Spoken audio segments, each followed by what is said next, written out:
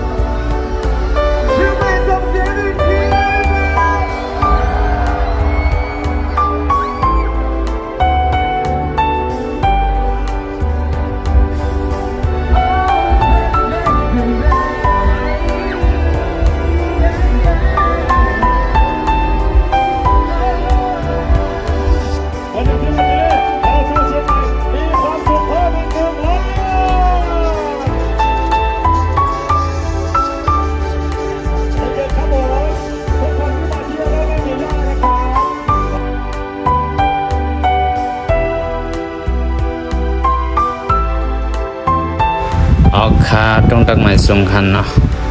เมื่อในข่าวเดียวเราแต่ก็เลยด้วยที่ปล่อยสงกรานต์ปล่อยสนั่นที่เมืองเชียงใหม่เนาะ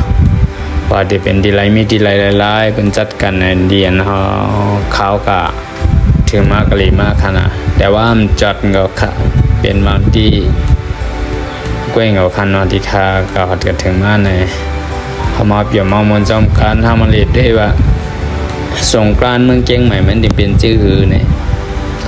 พยายามหันเนี่ยก็ซ้อมมาโดยขาปีนาปีลิ้นมาในไขมาเลเนี่ยก็มาเลยขาปีนาปีลิ้นมานะดับเตจัดแค่ไม่ในค่ะอันนี้เป็นดี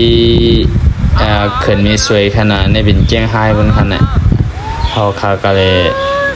เขินมีสวยแล้วก็นั่งเบกี่ปีไม่ไหนค่ะนะแล้วก็เล่นน้ำกันในบัณฑิตตั้งซุ่มไว้ตั้งสองฝักขังตั้งขนาดดินข้าวแน่จะไหนขนาดตีกินได้กินแน่นั่งลือคือแน่ไหนขนาดเนาะซุ่มในเลยจองไว้ค่ะอันนี้เป็นที่เขินมีสวยแจ้งหายเนี่ยค่ะเนาะพอไปยามก็หัดกัดถือเนี่ยก็เลยได้ค่ะเพราะที่เชียงใหม่เนี่ยก็จะเป็นเขินเมโก้งค่ะเนาะเขินเมโก้งได้ก็น้ำมันเตรียมแจ่วค่ะนะมันได้ยินฮดกันแนะนำนี่นะแต่ว่าที่คันนี้สวยในน้ำมันได้แจ่วขนาดนะค่า